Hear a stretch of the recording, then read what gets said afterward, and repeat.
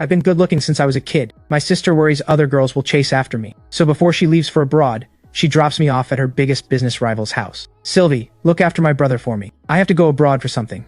You want me to raise your brother? Are you sure? Of course. We may be rivals, but we've also been childhood friends. Take good care of him. I'll pay you every cent. You don't need to pay me. Just leave Ethan with me. She agrees so readily and doesn't even want the money. Something feels off, but there's nothing I can do. I have to leave the country now, and I'm worried those girls out there will target Ethan.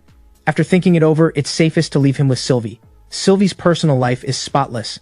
She's never had a man around her. She'd never have improper thoughts about Ethan. But let me warn you first. My brother is very well behaved. You'd better not bully him. Our family feud has nothing to do with a kid. You talk too much. Fine, I won't waste any more words, as long as you agree. Ethan, you'll stay with her for the next 2 months. She turns and orders the bodyguards to move the luggage. I stand off to the side, full of resentment. My sister is being completely unreasonable, dumping me on a woman I barely know. Sylvie stands nearby, the corner of her mouth curling up on its own. I never expected this. The one I've been dreaming about just showed up at my door. Olivia watches the bodyguards finish loading the luggage, then turns to Sylvie and says, I wired 10 million to your account. Check it when you can. Oh, and it's summer break right now. Keep a close eye on him. People are always trying to get him to go out. A lot of them have bad intentions. You have to keep them away from him. I trust you. You're not like those people smitten at first sight. You'd never take advantage of my brother. What a joke. Every woman falls for someone she likes at first sight. Fate just dropped him at my door. I'm not letting this chance slip away. Olivia glances down at the time, her tone turning urgent. My flight is at noon. I don't have time. You have to take good care of him. I'm leaving now, little brother. Don't go running off anywhere. After Olivia finishes, she hurries into the car. I watch the car drive off into the distance. All I can do is stand there and sigh. While I'm still lost in thought, a light fragrance drifts into my nose. I glance down and see a pair of gentle eyes looking back at me. For a moment, I forget to move at all. What are you planning? Ethan. If he dares to lecture me, I'll run off right away. Sylvie's gaze lands on my face, her voice sultry and inviting. It's getting late, let's go inside. Oh, okay. I step slightly to the side, wanting her to go first. Seeing me not move, Sylvie's tone cools a little. What, am I so beautiful you can't even walk? My tone comes out a bit stiff. You go first. Sylvie has no idea what I'm actually thinking. All she can think is, I can't let Ethan slip away. Stop dawdling, get inside. I instantly feel annoyed. My eyes flick toward the road behind her, weighing my chances of making a run for it. Sylvie catches on to what I'm thinking. Her eyes turn cold and she says, Your sister put you in my care. That makes me responsible for your safety. If you're thinking of leaving, forget it. Not unless she comes to pick you up herself. I let out a cold huff and turn to walk into the mansion. There's no point fighting a losing battle. I have no choice but to give in. If Ethan really insists on leaving, I honestly wouldn't know what to do. I walk into the living room and plop down on the couch. Where's my room? To answer you, young Master Ethan, it's on the second floor. The first room you see. I don't want that one. I want the one by the hallway. Just then, Sylvie walks in. I instantly switch to a polite tone and say, You promised my sister you'd take good care of me. I just want a room that suits me, that's all. No problem. Clear out my master bedroom. Hearing that, my eyes go wide. I never imagined the room I casually mentioned would be her master bedroom. I don't need that one. I really don't want that room. Just find me any room on the third floor. Young Master Ethan, there are no bedrooms on the third floor. Sylvie walks over, pours a glass of water, and hands it to me. There are only 2 bedrooms in this house. Pick one. Either one is fine. I'm caught off guard. I never expected this ruthless business tycoon to pour me water herself. She's actually this thoughtful. It's like a completely different person from her usual icy image. I stare at her in a daze, forgetting to look away. Under my gaze, Sylvie feels a flicker of shyness. She forces herself to sound composed. Is there something on my face? No. Sylvie assumes I'm simply captivated by her looks. She feels secretly pleased, her tone turning noticeably lighter. Have you decided? Which room do you want? Either one is fine. You choose. Wherever you stay, I'll stay there too. Sylvie gives me a meaningful look. The servant nearby freezes too, clearly not expecting me to say something like that. Only then do I realize what I said, and I quickly correct myself. Just give me whichever room is left. Sylvie smiles faintly and instructs the servant, It's getting late. Get the guest room ready first, and have him settle in. The servant nods and steps away. I watch the servant leave, hesitating for a moment, then say, Thank you. But Sylvie's expression turns cold. She hates that polite little thank you. She hates even more how distant it makes us sound. It feels far too formal, too much like strangers. I pick up the glass and take a sip, when my phone suddenly rings in my pocket. I pull it out and glance at the caller ID. I sneak a glance at Sylvie, still standing nearby. Sylvie thinks, Look at him, acting all sneaky like that. Something's obviously going on. He clearly doesn't want me to know who's calling. Sylvie notices a flicker of delight cross my face, and a bad feeling instantly rises in her chest. She steps forward and sits down right beside me. The couch cushion dips beside me. I turn my head, and meet her eyes head on. Who are you calling? She asks. The woman on the phone hears this and asks, "Ethan, why is there a woman with you?" I lower my voice to explain. "It's my sister's friend." As for Sylvie's question, I dodge it entirely and instead stand up, deliberately putting distance between us. Sylvie shoots me a pouty, sulking look. All I can do is keep explaining to the woman on the phone. "I'm really at home. It's just my sister's friend. Nobody else." Sylvie's voice sounds nothing like Olivia's. Ivy can obviously tell the difference. Watching me fumble through my explanation, jealousy churns inside Sylvie. She deliberately raises her voice and says to me in a sultry tone, "Ethan, it's getting late. Come upstairs and rest with me." My eyes go wide in disbelief. The woman on the phone snaps. "What did she just say? Ethan, where exactly are you right now? Who are you resting with?" "No, it's not what you think. You've got it all wrong."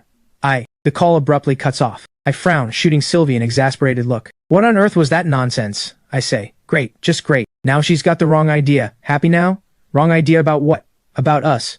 Thinking there's something going on between us." The words sit right on the tip of my tongue, but I just can't force them out. All I can do is hang my head. I remember my sister once telling me that Sylvie isn't someone you want to cross. I can't afford to say anything that offends her. So I changed the subject instead. "Why did you just call me Ethan? A few minutes ago you were still calling me by my full name." "Can't I call you that?" she says. "It's not that, it just feels a little strange." Hearing me say this, Sylvie's mood instantly brightens. "Was that your girlfriend on the phone just now?" I look away, a little embarrassed, and say, "No way." She presses, "Are you two dating?" "No," I say. "Be honest," she says. "I won't tell your sister." At that moment she thinks, I'd really like to know which shameless woman dares to make a move on what's mine. Really, I'm not dating her. She's just a close friend, a girl I'm close with. "You promised me." "Don't tell my sister." Sylvie thinks even if they're not together yet, it's probably only a matter of time, which irritates her more. Seeing her stay silent, I start to panic a little. I quickly speak up. "I'm going upstairs to my room to rest." I jump up in a hurry, trying to slip away, and my leg accidentally knocks into her knee. A faint, delicate fragrance washes over me. I stare at her, wide-eyed with shock. She looks back at me quietly. The two of us are standing incredibly close. My voice comes out shaky. I didn't mean to." My voice trembles without my meaning it to. In all my years growing up, I had never been this close to a girl before. My face turns completely red. "What did you say?" Flustered, I try to stand up, but whether from nerves or something else, my left foot trips over my right, and I fall again. This time I don't even manage to catch the armrest. It's an absolute mess. Mortifying to watch. I scramble up in a panic and flee the scene. Silly little pup. Can't even walk straight. I am not a silly little pup. Watching me storm off, Sylvie lets out a helpless sigh, thinking, I really have fallen for him, hard. I go back to my room, and after washing up I stare at my phone screen, worried. Ivy isn't even replying to my texts anymore. What am I supposed to do? I'm not used to sleeping in a new bed. I toss and turn, unable to fall asleep. Next door, Sylvie is just as sleepless. She thinks, I really want to sneak next door. Even just one glance would be enough. No, I can't. What if I wake him while he's sleeping? What if he thinks I'm some kind of creep? After agonizing over it for most of the night, she ultimately decides to give up. At 8:30 in the morning, Sylvie sits at the dining table, looking at the breakfast laid out before her. Her eyes drift toward the second floor every so often. Sensing the hint, Mama Lou speaks up. "Miss, let me go wake young Master Ethan for breakfast." Sylvie says nothing, which is as good as a yes. 10 minutes later, I come downstairs with dark circles under my eyes, my hair a complete mess. What college student actually gets up before 8 for breakfast? I didn't sleep well last night, and it's all because of you. Ivy won't even talk to me now. The moment those words leave my mouth, Sylvie's expression instantly turns icy. Sylvie had someone look into it last night. That woman named Ivy has been getting far too close to Ethan lately. Losing a whole night's sleep over some woman. So what? If you hadn't run your mouth yesterday, Ivy wouldn't be ignoring me now. Sylvie picks up her coffee and takes a sip, swallowing down her irritation. I walk over and sit down at the table, slowly sipping my porridge. Carefully, I speak up. Could you come with me today to explain things to her?" Sylvie glances at me briefly, saying nothing. I instantly lose the nerve to say another word. Lowering my head and obediently sipping my porridge, I curse myself silently, wondering if I've lost my mind. How dare I try to order her around? Talk about asking for trouble. Just as I'm convinced she'll refuse, she asks, "When do you want to go? Didn't you want me to come explain with you?" "Today doesn't really work for me. Would tomorrow be okay?" "Sure, just rest at home today. I'll go with you tomorrow." Sylvie thinks, today I'll plan out quite the show. Tomorrow, I'll make sure you two are through for good. I have no idea what's going on in her head. Like a fool, I still think she's a good person, assuming she genuinely means to help me explain. So I find myself reflecting quietly, wondering if I've been too harsh toward her. After all, she's Olivia's childhood friend. I should be warmer toward her from now on. The thought settles my mind quite a bit. After breakfast, I head back to my room to catch up on sleep. Before dozing off, I send Ivy another message. "I'll bring someone tomorrow to explain what happened that day." She replies, "No need." The next morning, I climb into Sylvie's Maybach. "Sister Sylvie, thank you for making time to come explain this with me." Sylvie's lips curve up slightly, thinking, I love it when Ethan calls me Sister Sylvie. It sounds so sweet coming from him. "No need to thank me. I promised Olivia I'd take good care of you." Sister Sylvie, you're clearly my sister's arch-rival, so why would she insist on leaving me with you? I'm not sure either. She thinks Olivia must be completely blind, assuming leaving you with me is the safest choice, never realizing I've had my eye on you for years. I've been racking my brain over how to get closer to you, and here she comes, delivering you right to my doorstep. She's basically an unwitting wingman. Ivy is interning at her family's company. I go straight there to find her. Once we arrive downstairs, Sylvie and I get out of the car. Sylvie eyes the modest little company in front of her, her brows knitting slightly. She thinks, Ethan's taste really isn't great. Doesn't he care at all about a partner's background? I take a couple of steps forward, then notice she hasn't followed. I turn back, grab her arm, and pull her toward the entrance. Come on, let's go in. Sylvie's lashes flutter slightly, her eyes falling to my hand gripping her arm. Just as she's about to hold my wrist in return, I suddenly let go and hurry ahead toward the front desk. Sylvie strolls forward at her own pace, reaching out to hold my hand, but right then, I turn around and say, all set. Sylvie looks down at her own hand, a flicker of disappointment crossing her heart. Let's go. We scan our badges at the security gate and step into the elevator. I sneak glances at her expression now and then. She seemed a little upset just now. Why though? Never mind. She'd better help me explain this properly. No more slip-ups this time. I look up at her and say, Sister Sylvie, you have to explain everything clearly. Don't let her get the wrong idea again. The words have barely left my mouth when the elevator doors slide open. I hurry out right away. Even though Ivy is only an intern, she's already been made a supervisor. She has her own private office. I glance around, pinpointing exactly which office is hers. I walk over and find the door left slightly ajar. Did Ivy know I was coming and leave it open on purpose for me? Just yesterday she said not to come, so her words didn't match her true feelings after all. Good thing I didn't give up. I push the door open slowly, and the moment I step in, I hear intimate sounds. My eyes land on the couch. A man and a woman are locked in an embrace. I know that woman's figure all too well. I stagger back a step, my pupils shrinking in shock. Ivy! She hears my voice and instantly snaps back to her senses. Ethan! She whips her head toward the man beside her. Ryan Liu? Why is it you? Ryan calmly straightens his clothes, a smirk playing on his lips. Ivy, what are you talking about? Ivy scrambles to her feet in a panic and rushes over to me. Ethan, it's not what it looks like. Let me explain. I thought he was you just now. I stare at the marks of intimacy all over her, my chest tightening with fury. Are you out of your mind? Ivy reaches out to grab my hand, but Sylvie steps between us and cuts her off. You don't deserve to touch him. Ivy's face is a mix of confusion and wounded innocence. Ethan, please, let me explain. I really thought it was you just now. I don't know how it turned into him. Tell me, where do he and I even look alike? And here I was bringing someone along just to clear things up with you. What a fool I've been. I'm sorry, Ethan. It's my fault. I swear it wasn't intentional. I don't even like him. You're the only one in my heart. Ivy's apology tumbles out in a jumbled mess. My eyes are filled with nothing but contempt. I don't want to be with someone like you. You disgust me. I came here today meaning to clear up what happened that day. Well, it turns out there's nothing left to explain. We're done. For good. Ivy chases after me, desperate. Ethan, don't leave. This really is a misunderstanding. But Ryan suddenly grabs her hand from behind. Ivy, don't leave me. The moment I step into the elevator, my head drops. I feel like I'm about to lose control of my emotions. What a snake. And to think she used to whisper sweet nothings to me every day. It was all fake from the start. Don't be upset. You two were never officially together anyway. Whatever she does isn't your problem. You don't need to waste your tears on her. Her words cut into me like a knife. I lift my head, glaring at her with a mix of hurt and anger. Are you here to watch me make a fool of myself? Happy now? My sister was right about you. You really do have a grudge against the SU family. That's not what I meant.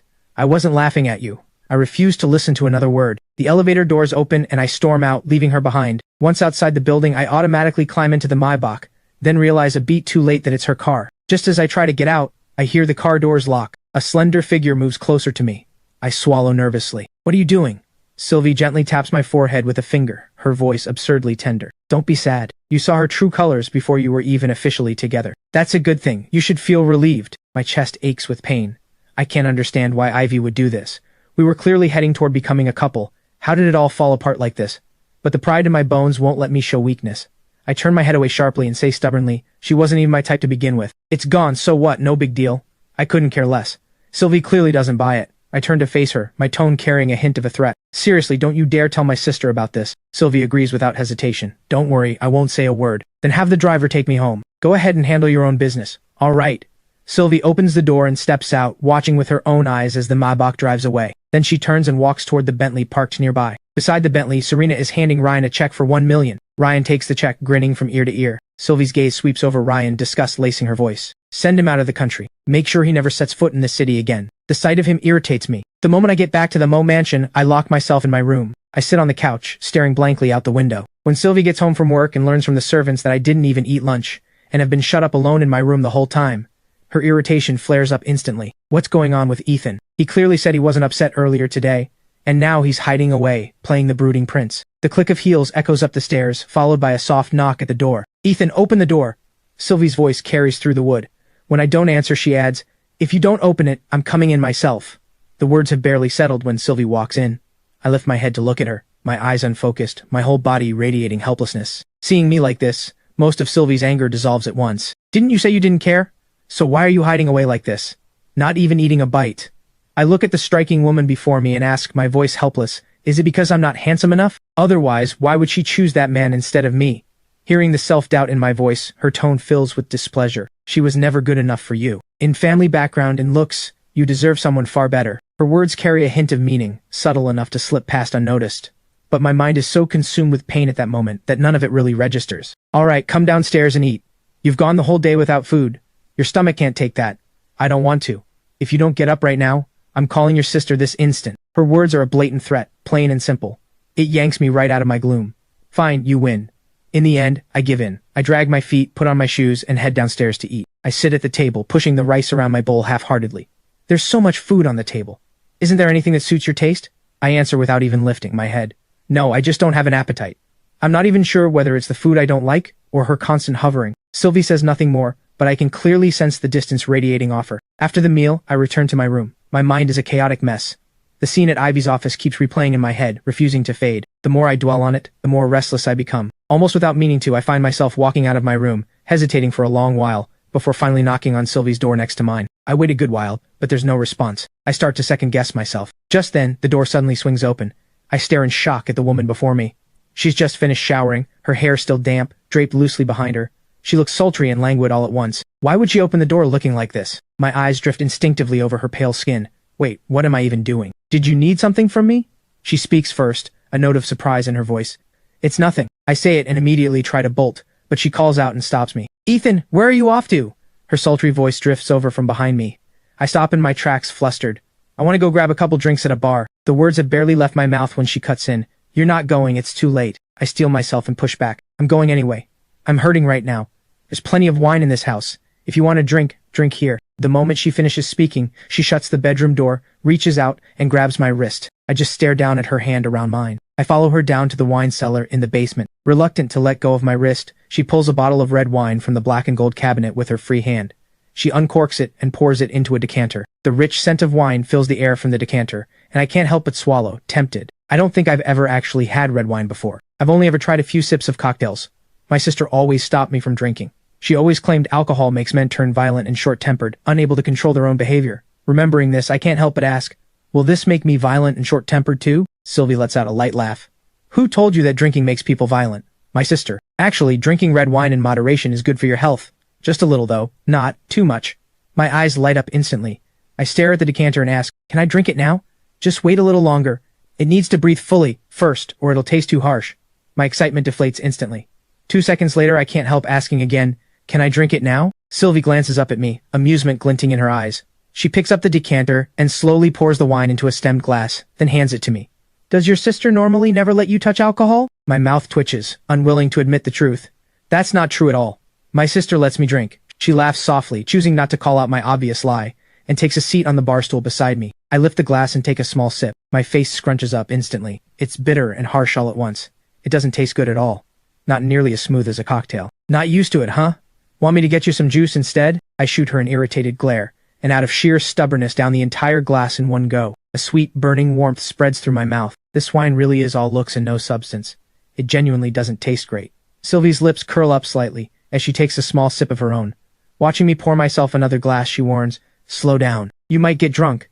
I huff and reply, I can hold my liquor just fine. I drain another glass in one go. But once this glass settles in my stomach, my head starts to spin, my gaze grows hazy and unfocused, and I slump over the bar counter, unwilling to move at all. Sylvie shakes her head with a smile, leisurely savoring her own wine, murmuring quietly to herself. Looks like Ethan really doesn't think of me as a stranger anymore. Groggily, I lift my head, staring at her face and saying, Sister, you're so pretty. A flicker of delight flashes through Sylvie's eyes.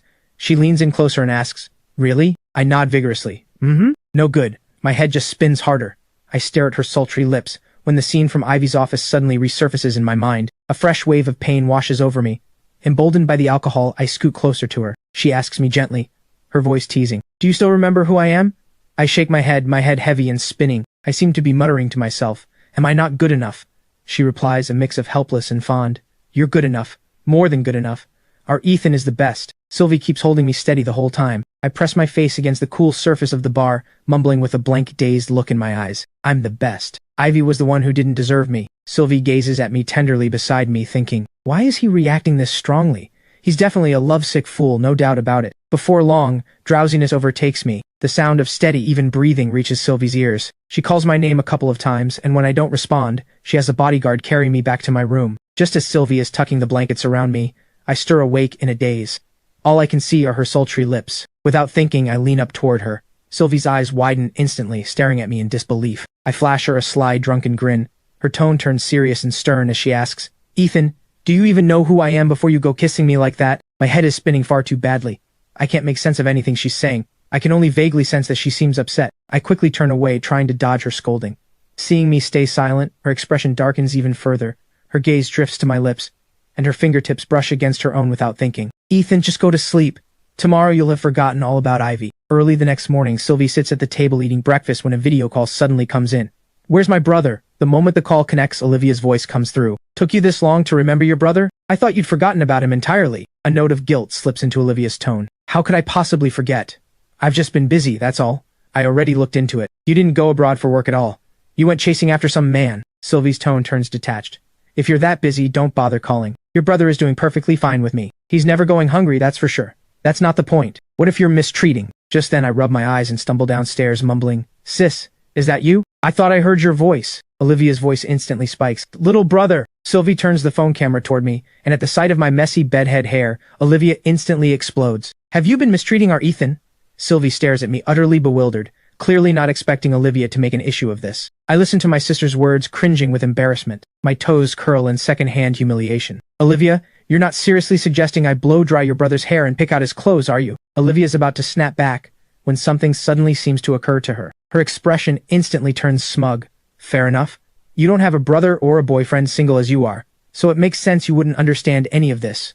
Sylvie is left completely speechless. I see she just called to gloat about her love life. Sylvie stares at Olivia on the screen, contempt written all over her face. She thinks, go ahead and mock me all you want for now. Once I've won your brother's heart, let's see if you're still laughing then. You need to hire a stylist to manage my brother's image. This is exactly how Ethan looks at home too. I walk over and speak up timidly. Sis, I can manage on my own. How could you possibly manage on your own? I already gave her money for this. Whatever standard you had at home, you should have the same over there. Don't sell yourself short. I don't dare say a word, just sneaking a glance at Sylvie. Sylvie shows no reaction at all. She thinks, this is hardly a big deal. With Ethan staying here, of course I'll treat him well. If he ends up worse off staying with me than before, how am I ever supposed to win his heart? My sister asks, concern in her voice. Little brother, Sylvie hasn't been mistreating you, has she? No, not at all. Sister Sylvie is really good to me. Olivia rolls her eyes at the phone. You are not calling her sister. I ask, confused. Then what am I supposed to call her? Call her Sylvie Mo. Listen to me. If she ever treats you badly, you come tell me right away. I'll deal with it. I decide not to bother engaging with my ridiculous sister, and simply nod obediently. Sylvie flips the camera back around to face herself. Alright, my phone's dying, I'm hanging up. Right before the call cuts off, Olivia shouts, You are not allowed to mistreat my brother. I'll be checking in on you every few days. Sylvie hangs up the call, sets the phone aside, and turns to look at me as I eat my porridge. You're up so early today. I thought you'd feel off today after drinking so much last night, so I wanted to let you sleep in. I didn't even have anyone wake you. My mouth twitches and I say, Of course I have to get up early. Otherwise, it'd be so awkward waiting for the host to come fetch me. An odd silence settles over the room. Do you remember what you did last night after drinking? I'm momentarily stunned. What did I do? I don't remember any of it. Sylvie's eyes hold a faint trace of resentment as she looks at me. It's nothing. You got drunk after just 2 glasses last night. I had someone carry you back to bed. Sylvie thinks it over for a long moment, deciding, never mind, I won't bring it up. We've barely spent a few days together, and I don't want to risk scaring Ethan off. My eyes widen slightly. I actually thought I'd made it back to my room on my own. Our eyes meet unexpectedly. Sorry for the trouble I caused you last night.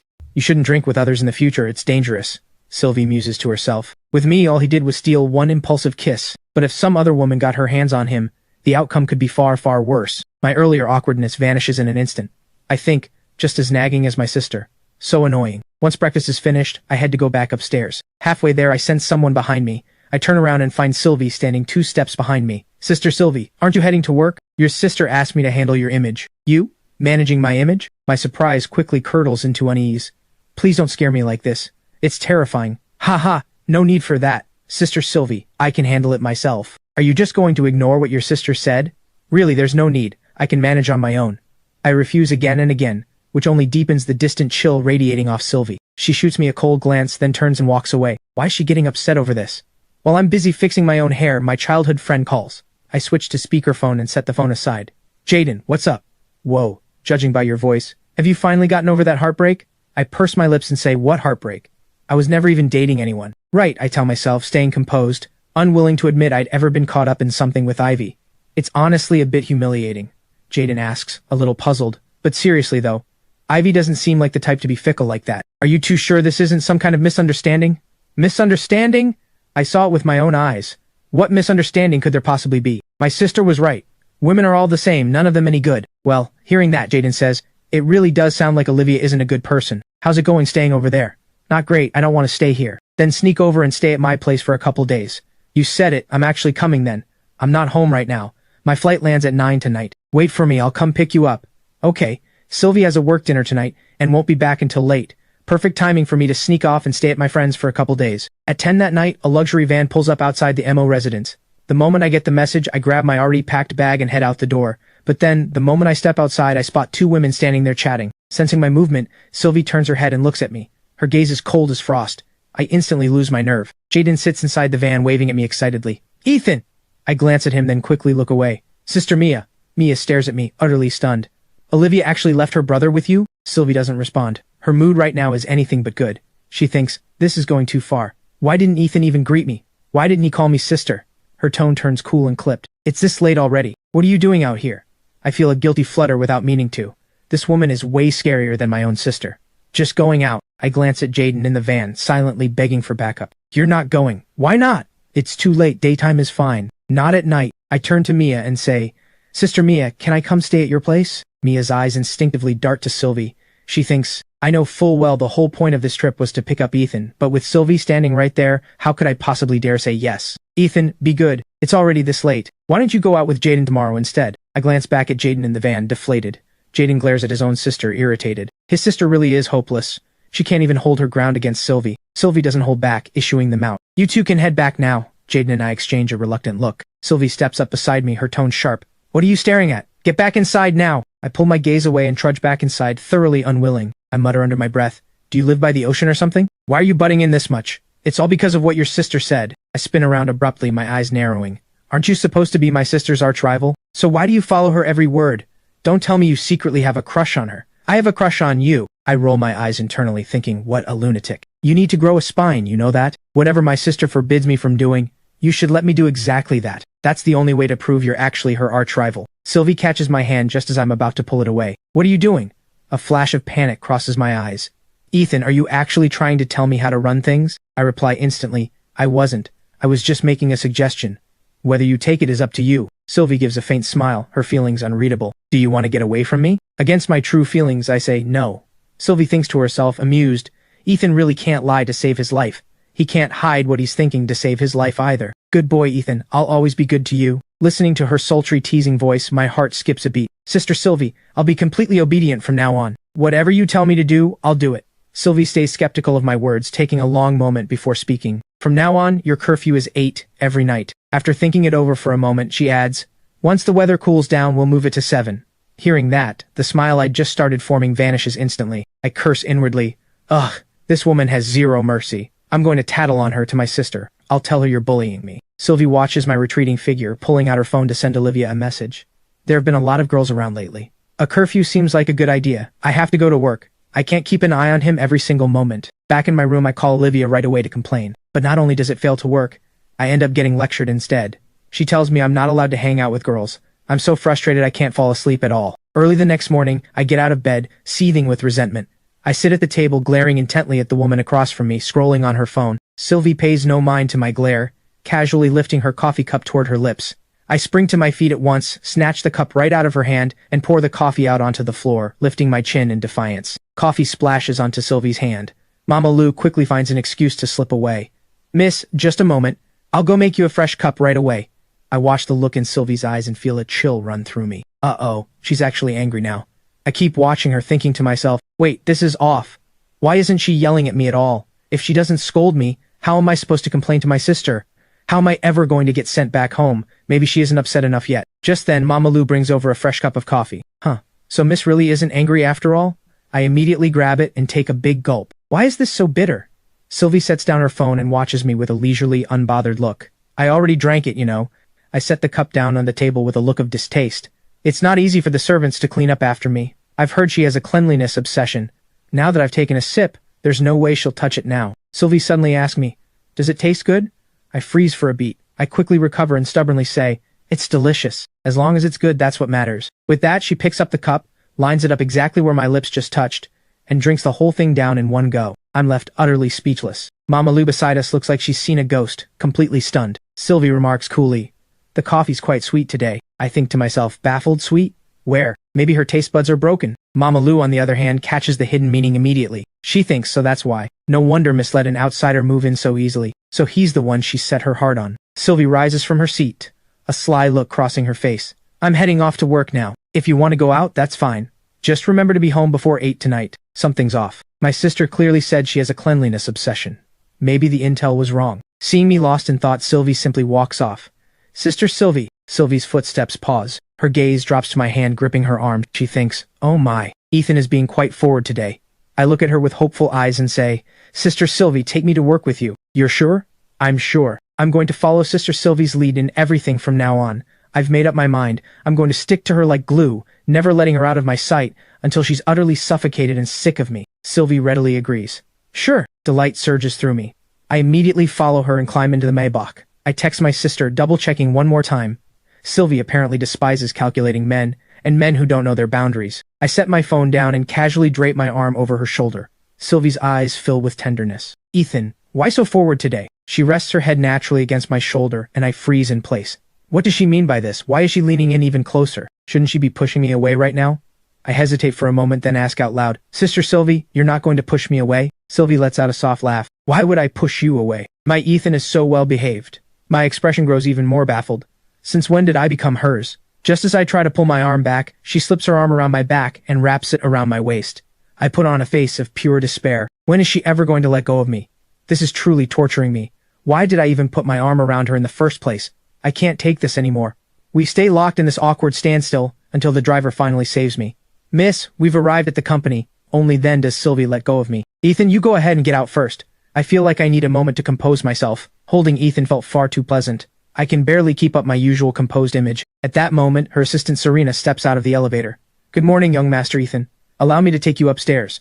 I glance back at Sylvie, still seated in the car, eyes closed, apparently resting. Why isn't she getting out? Serena seems to catch on to what I'm wondering and explains, Director Mo has some matters to attend to. Please come with me and wait upstairs. I silently think to myself, does that really look like someone attending to matters? Serena takes it upon herself to lead me straight to the CEO's office. She thinks, Director Mo has a secret crush on young Master Ethan. I'm one of the very few people who actually knows this, and I know so much more behind the scenes. Whenever Miss Olivia used to keep young Master Ethan close by, Director Mo always found some excuse to tag along, doing absolutely nothing herself, just secretly staring at him the whole time. Why are you always standing here bothering me? So annoying. A few days ago there was a gathering, and Director Mo tagged along there too. Some wealthy heiress tried to strike up a conversation with young Master Ethan, and Director Mo had her thrown right out. Honestly, the two of them are a perfect match. Serena cuts off her own train of thought and says, Young Master Ethan, please have a seat. Let me know if you'd like anything to eat. I'll have the secretary bring it up. No need. I walk over to the massive floor-to-ceiling window, gazing down at the view below. Wait, this isn't right. What am I even doing sitting here? Shouldn't I be sticking to Sylvie's side every second of the day? Assistant Shu, wait a moment. Serena stops and looks at me. Young Master Ethan, is there something else? I think I need to get a handle on Sylvie's schedule first. What is she doing next? Serena thinks it over for a moment, then decides to answer honestly. Her? You mean Director Mo? Director Mo has a meeting in 20 minutes. Which conference room? Take me to see it. Serena thinks to herself. Young Master Ethan must want to get to know Director Mo a little better. Without another word, Serena leads me straight to the conference room. Just as Sylvie comes up the stairs, Serena is waiting right by the elevator doors. Everyone's already gathered. Once you head over, the meeting can begin. Director Mo, you're running late. Sylvie speaks up first, asking about my whereabouts. Where's Ethan? He's in your office. Sylvie immediately turns to head toward the office, thinking, a meeting can never compare to seeing Ethan. Serena thinks to herself from behind, exasperated, what a lovesick fool. Determined to get her boss to actually attend the meeting, Serena thinks quickly and says, I noticed young Master Ethan looked a bit tired earlier. He's probably resting right now. Hearing that, Sylvie's steps come to an immediate halt. She hesitates for just a single second, then turns and heads toward the conference room instead. Then I won't disturb Ethan's rest for now. Serena breathes a quiet sigh of relief, thinking to herself, I really am a genius. I've got my boss completely figured out. Just as the meeting is in full swing, I push the door open without any warning at all. Facing the sudden weight of everyone's stares, I stroll in with a smile. You've all been in this meeting so long. You must be thirsty by now. Director Mo is treating everyone to drinks. A delivery guy pulls out cold drinks and hands them out to everyone seated in the room. Everyone stares at Sylvie, utterly stunned. Sylvie's expression stays languid and unbothered. She shoots me a sultry, half-lidded glance. I casually grab a cup of fruit tea and set it in front of her, trying to please her. Director Mo, it's gotten hot out. Have some fruit tea. Secretly, I'm thinking, hurry up and get mad, hurry up and yell at me. Then just kick me out already. Sylvie takes in my smug expression completely, then simply picks up the fruit tea and takes a sip, saying, This is pretty good. Everyone's expressions turn to pure horror. What? Director Mo isn't even angry and she's actually drinking it with a smile? After a round of silent eye contact, everyone, in perfect unspoken agreement, picks up their own drinks and starts sipping. In this heat, young Master Ethan has treated us all to drinks. Aren't you going to say something? Everyone speaks up in unison. Thank you for the milk tea, young Master Ethan. I frown slightly. This isn't going the way it's supposed to. Well, go ahead and continue your meeting. I won't interrupt any longer. With that, I quietly slip out of the conference room. Sylvie follows my earlier gaze and turns to look at this clueless group of executives, still sipping the drinks I bought them. Jealousy dripping from her voice, she asks, Does it taste good? Without hesitation, everyone launches into praise. So good, so good. Sylvie sweeps a cold gaze across the room, and everyone, reading the room instantly, switches their answer. Actually, it's not good. Sylvie's face darkens even more. Everyone falls silent, not daring to say another word. Drinking during a work meeting? This month's bonus, all docked. The room goes numb with resignation. Serena, standing nearby, confiscates every last milk tea on the spot. This is the very first gift Director Mo has ever received from young Master Ethan. And these people actually thought they'd get a taste too? Talk about a death wish. Everyone's hearts ache even more. No bonus, and now no drinks either. I head back to the office and plop myself down in Sylvie's leather chair. This woman really is unshakable. Not the slightest hint of panic. No wonder the Mo family has edged ahead of the Su family in business. My sister really can't compare to her. The moment her dream guy disappears, my sister goes chasing after him without a second thought. She's a total lovesick fool, no question about it. Right, does Sylvie have anyone she likes? The moment Sylvie steps out of the conference room, several people send her the exact same message. The young master of the Su family has been asking around, wondering if you have someone you fancy. She pushes the door open and walks in, to find me sitting in her chair, slumped over listlessly, my side profile etched with a sulky frown. After asking around the whole office, not a single person knows whether Sylvie has someone she likes. Could she really never fall for anyone at all? Seeing that I have no intention of getting up, she says with a sly look, Ethan, if you're sitting there, you'd better actually be working. Oh, please, take your seat. I bolt upright the instant I hear that, gesturing for her to sit with both hands. Sylvie sits down. Ethan, let's add each other on WeChat. I want to flatly refuse but don't dare to. Why? I ask instead. I'll transfer you the money for the drinks earlier. No need, it wasn't much money anyway. My sister may be a bit foolish, but she's actually great at making money. I never run short on cash. Sylvie's mind races. She's still determined to add me on WeChat. I'm your sister's arch rival. If you spend my money instead, she'd probably approve of that wholeheartedly. I look at her, mulling it over for a moment. Makes sense. After adding each other as friends, Sylvie immediately transfers me $520,000. Sister Sylvie, why did you send me $520,000? Because this particular amount carries a special meaning. No matter what method is used from now on, I could never ask for it back. So this number represents my sincerity. Though a little confused by all this, it still somehow makes sense to me. Sylvie edits my contact note to read, Silly little pup. The only man who's ever made her heart race. Ha! After all these years, I've finally gotten his contact information. After accepting the money, I suddenly lean over beside her and call out, Sister Sylvie. Sylvie turns her head. Do you have anyone you're romantically interested in? Sylvie turns the question right back on me. What about you, Ethan? Do you have someone you like? I complain, exasperated. It's not like you don't know about the whole Ivy situation. Why bring up the exact thing I don't want to talk about? Sylvie gazes quietly into my eyes and says seriously, Yes, I do. My eyes go wide in an instant. She actually does have a man she likes. Can you tell me who he is? No, I can't. Come on, Sister Sylvie, just tell me. Ethan, why do you want to know so badly? Do you happen to like me? Yeah, Sister Sylvie is my favorite person. Sylvie's expression turns sultry. Oh? Is that so? What kind of like do you mean? I freeze on the spot. Between us? Is it family affection? We have no blood ties between us at all. And romantic love, that's definitely off the table. I make a snap decision and decide to lie. If I said I had a secret crush on you, would you believe it? Sylvie freezes completely, asking, startled, You have a crush on me? Yeah, that's why I want to know who you like, Sister Sylvie, and what your standards are for a partner. Sylvie laughs softly and nods. I see. Pretty similar to you, actually. So if you wanted to pursue me, your odds of success would actually be quite high. This woman is clearly just messing with me. So what do you say? Want to pursue me? No way. My sister would definitely break my legs if I did that. Besides, I don't even like you. What is there to pursue? Hearing that, Sylvie instantly turns her head away. If you're not even going to pursue me, then there's no reason for me to tell you anything else. I glare at the back of her head, then turn and walk straight out. Sylvie calls out, asking where I'm headed. I don't even turn around as I answer. Bored. Going out. It's almost noon. Eat something before you leave. I purse my lips. No thanks. You eat by yourself. With a helpless sigh, Sylvie presses the intercom, arranging for a bodyguard to tail young Master Ethan. Serena responds respectfully.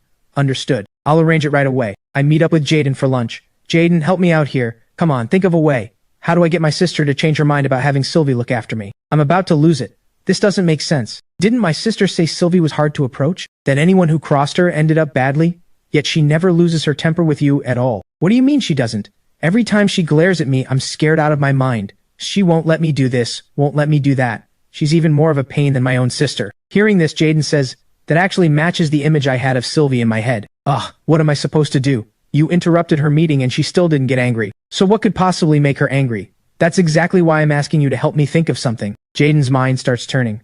I've got plenty of ideas. You sure you can handle them? For instance, no woman can resist a handsome guy. How about this? We get her 10 handsome men. Are we actually going to do that? She'd kill me for sure. No breakthrough without breaking something first. If we're doing this, we go all in. We'll sneak some photos and send them to your sister. Once your sister sees she's not the person she thought, she'll naturally bring you back home. So, what do you think? I agonize over it for a moment, then slam my hand on the table. Let's do it. As night falls, Jaden and I, wearing masks and sunglasses, sneak into the club like a couple of thieves. The moment we enter the private room. Good evening, gentlemen. Jaden looks them over, nodding with satisfaction. Everyone was called in exactly as you requested. Jaden turns to glance at him and says, well done. Have them step out for now, and call in a few women too. Confused, I ask, why do we need women? Are you dumb? Just the two of us here is boring. Of course we're calling people over to play games together. Otherwise we'd just be sitting here doing nothing. I nod. Fair point. Jaden and I end up having a blast. We laugh so hard our faces practically ache. My phone keeps ringing non-stop, but it's drowned out by the pounding music in the room. The two women seated beside us stay busy too, cheering us on the entire time. Just as I'm about to sip juice offered by one of the women, I look up and see Sylvie standing right there. Get out! All of you, out! Startled, the manager scrambles, hurrying to usher all the women out. Even Jaden jumps up, trying to slip away. Sister Sylvie, why are you here? A cold smile spreads across Sylvie's lips. I never realized you knew how to have this much fun. Flirting away with a room full of women. No, that's not. What do you mean flirting with a room full of women? The silence that follows is deafening. Sylvie feels like she's drowning in jealousy. Having a great time with all these women, are you? Hey, yeah, having a blast. These ladies really know how to make a guy feel good. Sylvie grits her teeth, my name hissing through her clenched jaw. Ethan, you like them that much? I'm not exactly playing myself, you know.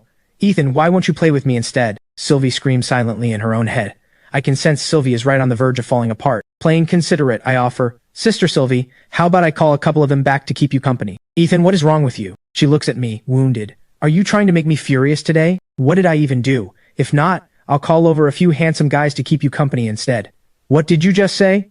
The guys are already on standby, ready to play with you whenever you like. A flicker of surprise flashes through Sylvie's eyes. You two were actually just playing games? I blink at her, puzzled. What else would we be doing? Sylvie snaps sharply. Then why was that woman feeding you a drink? I think back for a moment and say, am I not allowed to drink juice when I'm thirsty? Sylvie stares into my clear, innocent eyes and flustered with anger says, you came to a place like this to play games and drink juice. Is that not allowed? I ask. No, it's not. If you come here again, I'll discipline you myself on your sister's behalf. We agreed on an 8 o'clock curfew. Look at what time it is right now. I sneak a glance at my watch. 9 o'clock. Sylvie lets out a light laugh. So you did know what time it was after all. I'm not going home, so there. Hearing this, Sylvie, seething, hauls me to my feet and marches me straight out of the room. Just as I try to break free, her sultry voice cuts in. I wouldn't mind having someone carry you home over their shoulder. Evil woman. The most evil woman alive. Just as we step out of the private room, tonight's bill hasn't been settled yet. And also, the 10 handsome men you requested are ready to be taken away whenever. Sylvie releases her grip on my wrist, her gaze flicking between the two of us. 10 handsome men? I nod and reply, yeah, I'm very considerate, you know. I hired 10 handsome guys to keep you company for games. Sylvie's red lips part slightly. You hired them for me? Yeah, and they're all really good looking too.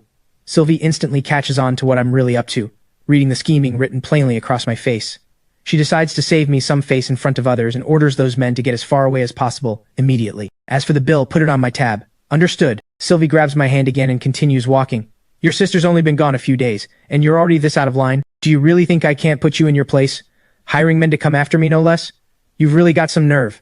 I don't back down one bit and say, if you dare lecture me, I'll go straight to my sister to complain. Meanwhile, Jaden crouches by the door, worried for my safety. But seeing me being led along so obediently, he stares in shock. No way.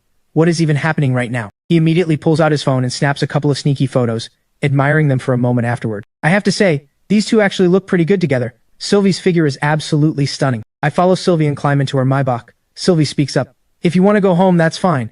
But your sister will have to come pick you up herself. The car doors lock. She pulls out her phone and calls Olivia. Your brother won't come home. He hired 10 women to keep him company for games. There's a beat of silence on the other end, followed instantly by a torrent of scolding. I cover my ears, trying to block it out. Sylvie deliberately holds the phone right up to my ear.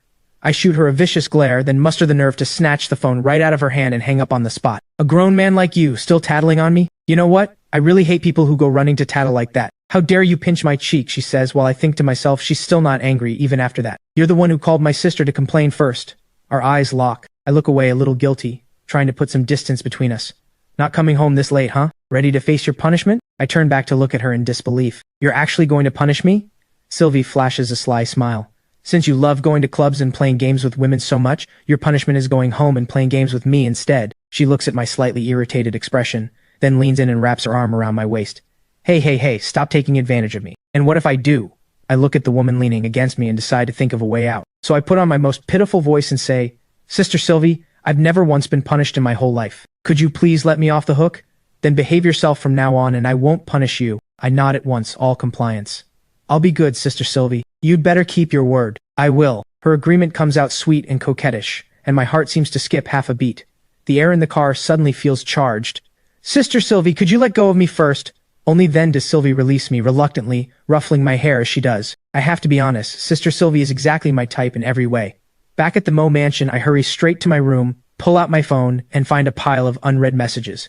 Most of them are from Sylvie. She sent me dozens of voice messages in a row, her tone shifting from gentle at first to increasingly icy. Once I catch you, you're getting a serious lecture. Hearing that, I shake my head, then open the photo Jaden sent me.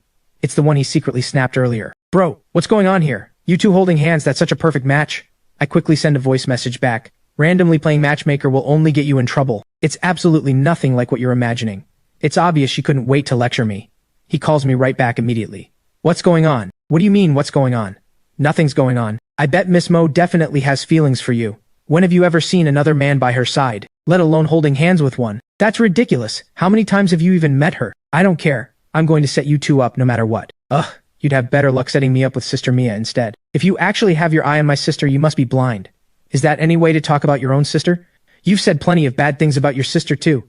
I'll bet 5 bags of spicy snacks that Miss Mo genuinely has feelings for you. Not betting, not interested. Sounds like you're just scared. Have you noticed her feelings for you too? These people these days always stirring up all this ridiculous romantic nonsense. Absolutely baffling. Soon the phone rings again. I answer resigned, and Jaden's excited voice comes through the speaker. Hey Ethan, how about we bet a Maserati on it? Are you insane? Go dream about it instead. It feels way easier to get one that way.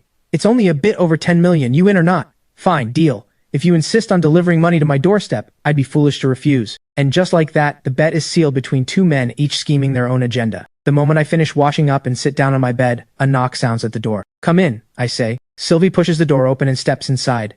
I realize it isn't a servant at the door, and freeze for a beat. Sister Sylvie, do you need something? A brand sent me a men's watch today. It's no use to me, so I'll give it to you to wear. Thank you, Sister Sylvie. I notice she says nothing more, just standing there, watching me. On a sudden impulse, I ask, Sister Sylvie, do you like me? I do. I don't mean the kind of liking between siblings. I mean the kind between a man and a woman. Why the sudden question? I made a bet with Jaden. He insists you have feelings for me. But I remember you saying you already have someone you like. Sylvie thinks to herself, that kid Jaden figured it out awfully fast. And to think the two of them are actually betting on this. What exactly are you two betting on? A brand new Maserati. Jaden says it's worth over 10 million. Haha, just the thought of it makes me happy. The newest model, parked right in my garage. Ha ha ha, I'd be over the moon about that. Sylvie thinks, these two really went all in on this bet. A sudden idea strikes me. Sister Sylvie, take my phone and send Jaden a voice message. How about we split the cost of the car 50-50? I'm not short on money. How about a 70-30 split instead? 70 for you, 30 for me. What do you mean 70-30? I'd end up paying out 10 million myself. Never mind. I don't like sending voice messages to other men. Why is this woman being so difficult about this? That's 10 million we're talking about, not just 1,000. Stop playing the aloof card, claiming she doesn't like sending voice messages to other men. That's clearly a lie. Just a few hours ago she sent me a whole stack of voice messages herself. You're perfectly happy to pocket 10 million from my sister, but you turn your nose up at 10 million from the Yun family? Total double standard. Alright, be good, Ethan. Just tell me, which bank is your card with? Confused, I turn my head, when a warm, soft touch brushes across my face. My mind goes completely blank in an instant. Sylvie casually takes my phone from my hand. Weren't we splitting it 50-50? I'll transfer the money to you. Still dazed, I follow along with her instructions. Before long, 5,200,000 lands in my bank account. She's even more generous than my own sister. Oh no, now that I've taken her money, I really don't have much ground to stand on anymore. Why did you transfer me so much? Sylvie sets the phone down and says, money doesn't matter. Ethan's happiness is what matters most. Sister Sylvie, it's getting late. You should head back and get some rest.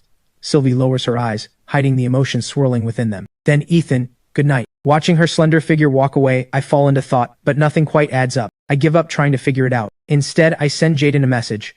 Let's hang out tomorrow. The next day, Sylvie heads to work in a noticeably good mood. Serena knows exactly why.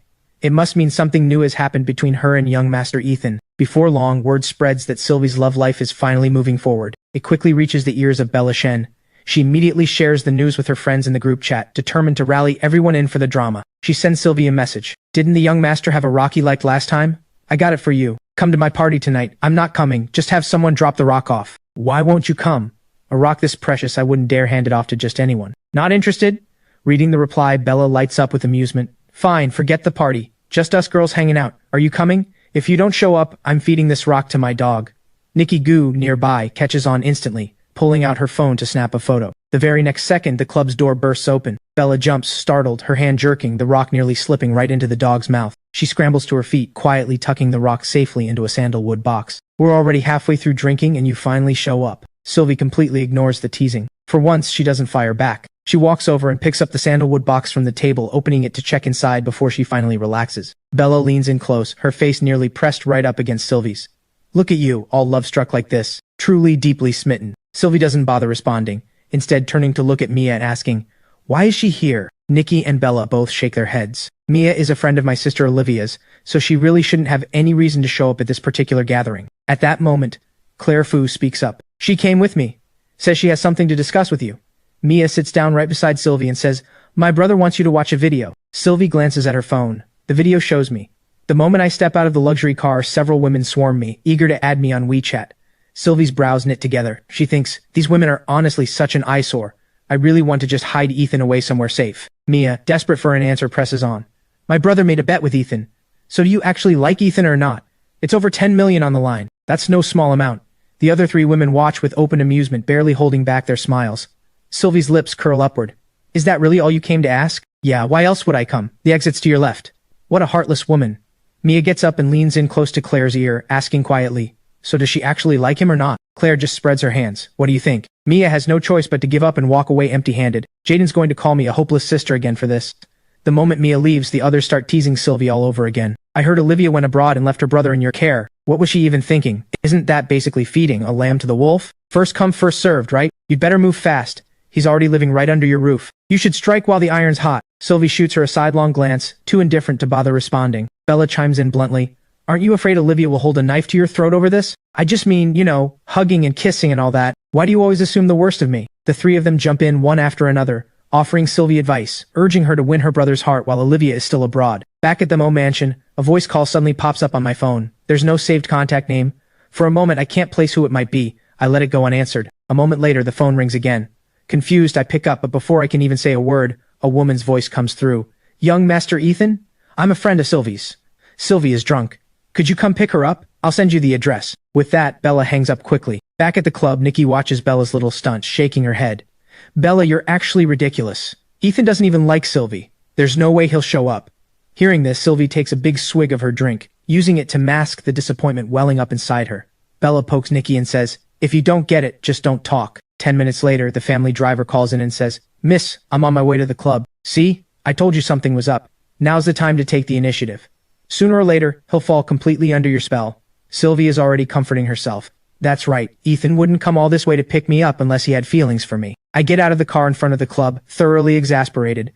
Is she supposed to be taking care of me, Or is it the other way around at this point? I did just accept her money, so it would have felt wrong not to come. This is exactly why I keep telling myself not to casually accept things from people. I find the designated room, push the door open, and step inside, only to find a few women sitting there drinking. All of them turn to look at me in perfect unison. I hurry over towards Sylvie, my eyes catching on an empty whiskey bottle on the table. "Sister Sylvie, why have you had so much to drink?" Bella whispers something to Claire beside her, mimicking my tone teasingly. Sister Sylvie, hazy with drink, fixes her almond eyes on me without wavering. "Ethan, you're here, hug me." I freeze for a moment, drawn in by this side of her I've never seen before.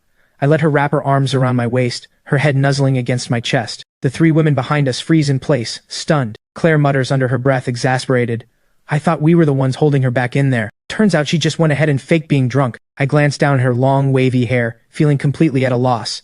I don't even know where to put my hands. Just then, I notice her body starting to slip downward. "Sister Sylvie, sit up straight." She doesn't listen to me at all. I have no choice but to reach out and steady her, glancing sideways at the three women enjoying the show and saying, "You could at least lend a hand here." The three of them immediately play dumb. "We barely know her. We're just from the table next door. She won't let us touch her when she's drunk. She'll hit us if we so much as touch her. There's nothing we can do to help." Claire doesn't even bother speaking up. My hand accidentally brushes against Sylvie's burning hot earlobe, and I think to myself, exasperated, what kind of friends does Sister Sylvie even keep? Sylvie shifts uncomfortably, her hand, resting on the small of my back, waving dismissively at the three of them.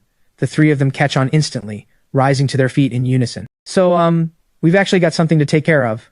We'll head out first. Sylvie's all yours now, haha." Hey, no, don't go. What am I supposed to do if you leave?" I watch them, utterly speechless. They slip out quickly, shutting the door behind them without a shred of mercy. I look down at the woman clinging to my waist. "Sister Sylvie, wake up." She doesn't react at all. Left with no choice, I lift her upright first, guiding her arms around my neck to help her stand. Her head rests against my shoulder. I can clearly feel her breath, warm and heavy with alcohol. For a moment, I feel like I've gotten drunk myself. "My Ethan came to pick me up," she murmurs. My face grows hotter by the second. I scoop her up into my arms, Princess Carrie style, quietly relieved, grateful for all that exercise I've kept up. Otherwise there's no way I could have carried her. Sylvie's arms tighten around my neck. She turns her head aside, hiding a smile she can't hold back. And just like that, I carry her out through the club's front door. The waiting driver moves to help, but freezes on the spot under his own boss's icy glare. He quickly changes course, flustered, and hurries to open the car door instead. I carry Sylvie into the car, muttering under my breath, "I've never even carried my own sister like this." I reach to close the door, then suddenly realize, if there's ever a moment to make a run for it, it's now. Just as I'm about to peel her arms off my neck and bolt, the woman beside me opens her eyes, her voice impossibly soft. "Going somewhere?" I freeze, thoroughly caught. I'm hungry. I was going to grab something to eat. Food out there isn't clean. Let's go home and have the kitchen make you something." "Oh, alright, let's head home then." Sylvie leans against my shoulder and sets the sandalwood box down on my lap. I'm immediately drawn to it, and when I open it up, all my earlier frustration vanishes instantly. "Sister Sylvie, is this for me?" Sylvie hums softly in confirmation. I quickly thank her, polite and sincere. "Thank you, Sister Sylvie. I really love it. I missed out on this ink black crystal last time, and it's been bothering me for ages. Somehow, after all that, this crystal still ended up being mine. As long as you like it. If Ethan likes what I give him today, maybe tomorrow he'll come to like me too."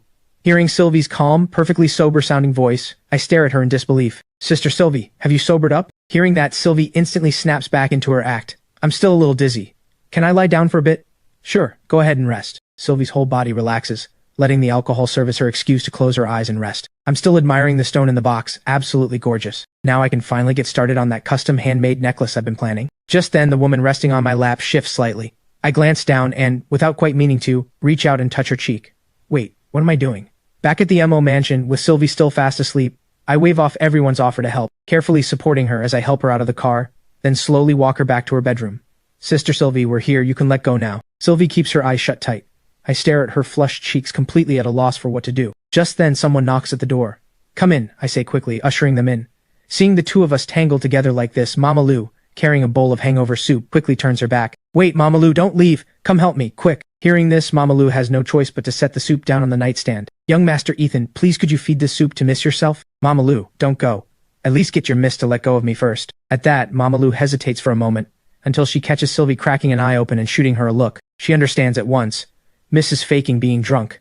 Mama Lou says, "Young Master Ethan, what do you think of our Miss's looks?" The sudden question catches me completely off guard. "She's very pretty, isn't she?" "I think so too, honestly.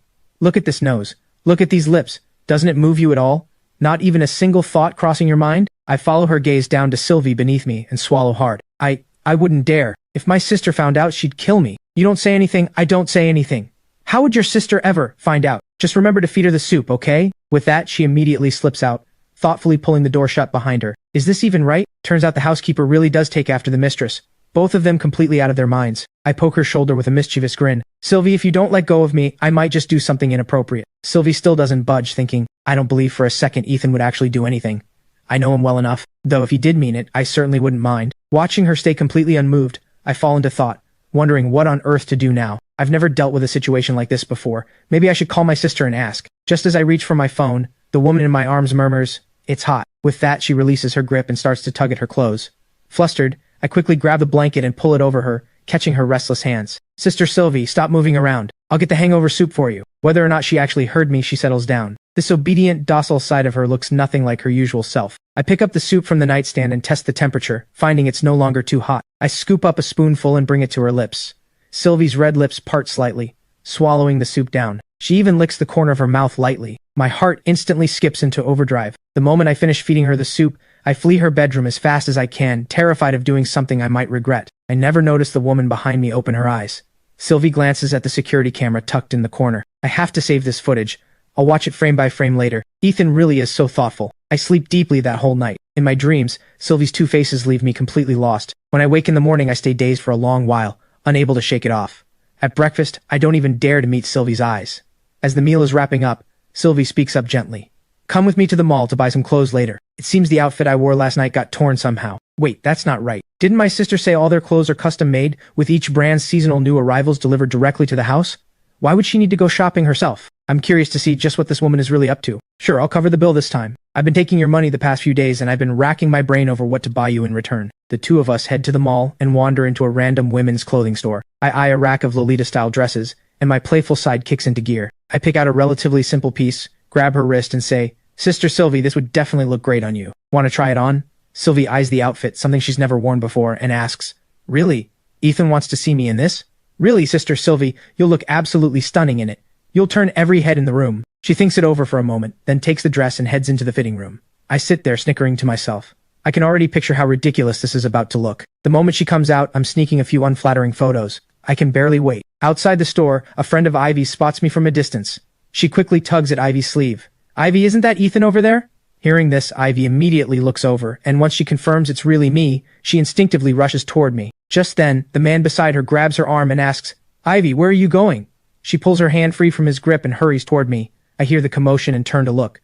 Ivy, what terrible timing. Of all places, I run into her here. Ivy walks up, reaching to hug me, and I'm just about to step back when someone links their arm through mine.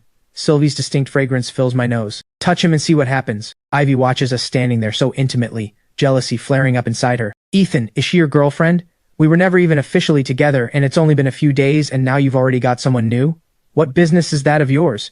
Ethan, what happened last time really was a misunderstanding. I really do like you. I saw the two of you together with my own eyes. Absolutely disgusting. Hearing this, Ivy lowers her eyes and says, Ethan, we've known each other for so long. You should know what kind of person I am. I've never been ambiguous with anyone else. I really did think that was you at the time. Just then, the man who'd been with Ivy walks over and stands beside her. This is my cousin, Cheng Feng Nan. You seem to have quite a lot of cousins and brothers. Ethan, it's not what you think between us. No need to explain anything to me. It's none of my business. Can't you see I already have someone right here beside me? From now on, let's just be strangers. Ethan, I chased after you for 3 months and you never gave in, and it's only been a few days and someone else already gets to walk around parading their arms around you? We didn't just hug. We kissed too. So what? I'll be with whoever I want to be with. Hug whoever I want to hug. Kiss whoever I want to kiss.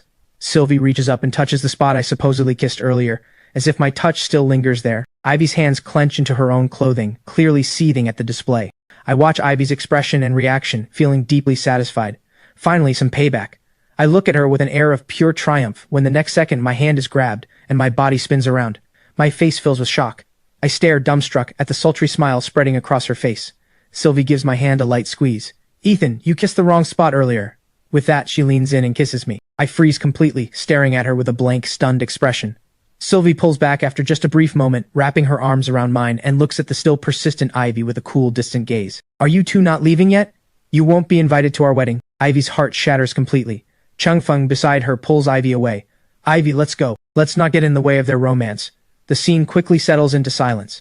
Sylvie lifts her gaze to meet mine and says, Ethan. I finally snap back to my senses and shove her away without hesitation. I'm bristling like an angry little pup. How dare you kiss me? What do you think you are? The shove sends Sylvie stumbling backwards slightly. She swallows a flash of irritation, lifting her gaze to meet mine. You kissed me first.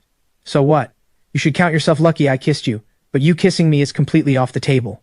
No wonder Olivia raised such a pampered young master. Sylvie steps forward and grabs my hand. Ethan, I'm sorry, okay? I overstepped. I thought you wanted to kiss me, but you seemed too embarrassed with so many people around. So I just went ahead and kissed you myself. I get even angrier. That was my first kiss. Heh, so Ethan's first kiss belongs to me now. Fine. Whatever you want is fine. Just don't be angry anymore. My expression does a complete 180 the moment I hear that. Then you have to do what I say. No matter what happens, you're not allowed to tell my sister. Fine, I'll do whatever you say. Heh. Holding on to Ethan feels so nice. Sylvie slowly lets go of me. Ethan, what do you think of this dress? She says it with a full spin, showing off from every angle. I take one look and quickly clap a hand over my mouth. It looks good, really pretty. It's just definitely not her style at all. Sister Sylvie, you should wear this to work. To work? Sylvie glances down at what she's wearing. That doesn't seem quite right for the office. But of course I have to listen to my husband's wishes. I'll wear it tomorrow then. Sister Sylvie, let me take a few photos of you. As a little keepsake? What I actually want is embarrassing photos. Sylvie isn't particularly fond of having her photo taken, but of course she'd never refuse a request from me. I snap away rapid fire with absolutely no rhyme or reason to it, all in the hopes of catching something unflattering. Sister Sylvie, give me a smile, I say. There we go. Before long, 50 photos in a row are done. I open up the gallery, ready to enjoy the ridiculous photos I'm sure I've captured. But instead, I find she's simply too beautiful. Not a single unflattering shot in the bunch. Several of them show her gazing at me with a shy, tender expression, which, paired with the Lolita dress, somehow gives her an unexpectedly sweet, adorable quality. It's true what they say, someone beautiful enough could wear a burlap sack and still look stunning. Sylvie leans in close, and I let out a couple of awkward laughs. She changes back into her own clothes and hands the Lolita dress to the store clerk. I follow the clerk to the register to pay. Sylvie doesn't stop me from paying, just turns and wanders off toward the men's section instead. Once I've finished paying, I grab the shopping bag and turn to leave, only to find she's nowhere in sight. Did she just ditch me and walk off? The clerk gently reminds me, Sir, your girlfriend is over in the men's section. I shoot her a sideways glance, thinking, this clerk has zero sense at all. Girlfriend? She's absolutely not my girlfriend. I hurry over and find her holding up a shirt, in the exact same color palette as the dress I picked out for her. The moment I approach, she holds the shirt up against me, measuring it. I glance at her. What are you doing?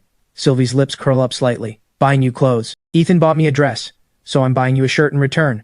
Both pieces in the same color. That way we'll match like a couple's outfit. No need. I don't want it. Ethan, it's only fair. You bought me something, so I should get you something in return. Really, no need. You've already given me plenty. I've only been staying here a few days, and she's already transferred me money, given me a watch, given me a gemstone, and now she wants to buy me clothes too. She's giving me gifts faster than my own parents ever did. Does she just have too much money to spend or something? Sylvie hands the shirt to the sales assistant, pulls out her phone, and gets her payment code ready. Sister Sylvie, do you really have that much money? Sylvie looks at me with a happy expression and says, your sister told me to take good care of you. Since I agreed to that, I have to actually follow through. I'm happy to spend money on you. It's fine, handsome. Couples exchanging gifts is completely normal. She clearly loves you so much. If you refuse this, your girlfriend is going to be upset.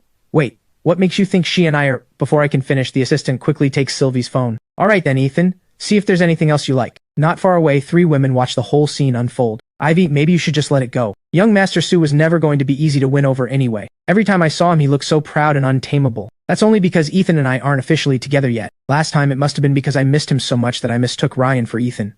Otherwise, we definitely have ended up together. I refuse to just hand Ethan over to someone else without a fight. Once the payment is finished, I check a message from my buddy on my phone and ask, Sister Sylvie, shouldn't you be heading to the office by now? Sylvie glances at the time. 11:30. Time for lunch. No rush. I've already booked a restaurant. We're eating out today, but I already made plans with a friend. At that, the softness in Sylvie's expression fades. After a long pause, she speaks up, a hint of hurt in her voice. You weren't planning to bring me along? I gently try to decline.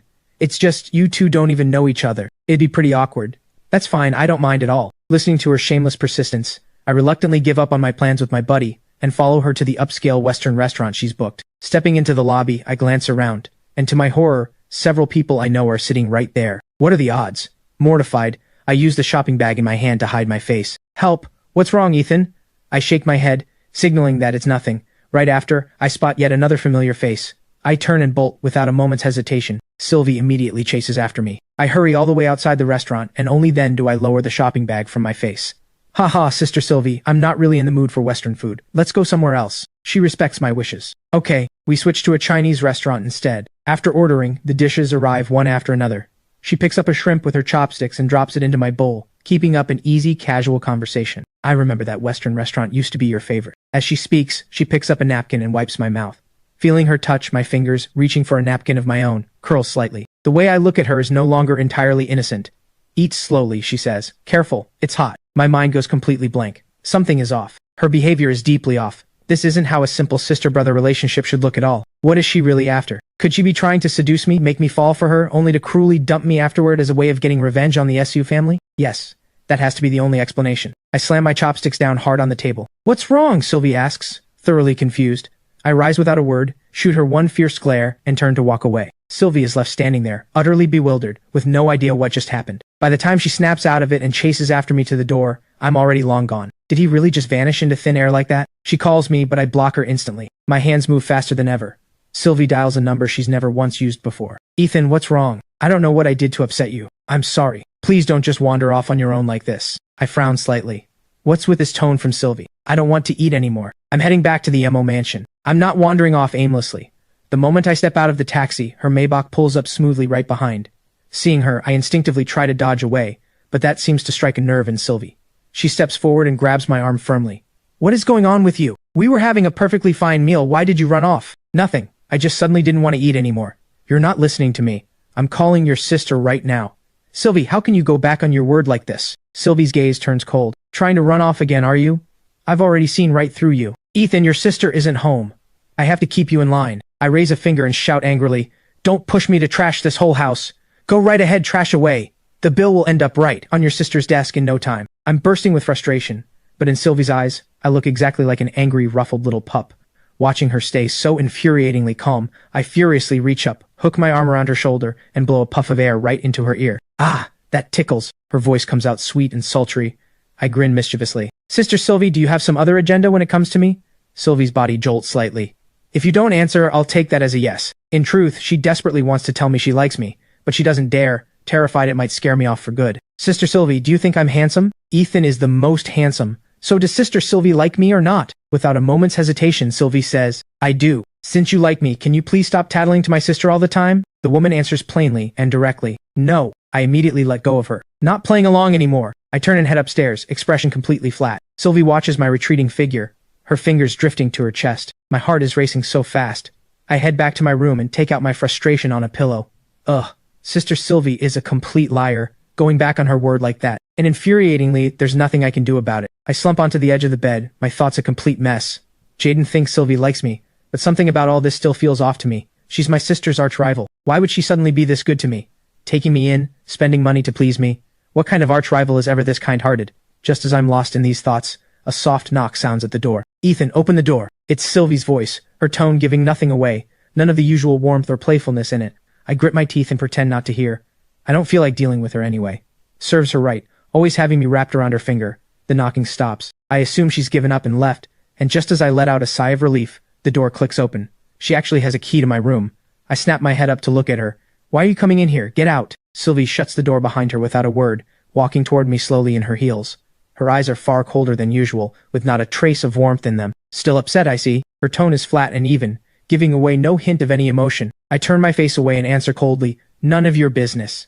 She doesn't react with any anger to my words. Instead, she sits down on the carpet right in front of me, tilting her head up to look at me. Something about this position makes me strangely uncomfortable. I'm at a loss for what to do, and just as I try to look away, I hear her ask quietly, Ethan, have you assumed all this time that my kindness toward you means I like you? My heart lurches. I never thought that, I protest instantly. I never did. Even as the words leave my mouth, my ears betray me, quietly burning hot. Is that so? Sylvie lets out a soft laugh, one that carries no warmth at all. But I can tell you've long since gotten used to my kindness, and you've even started to depend on me a little. Isn't that right?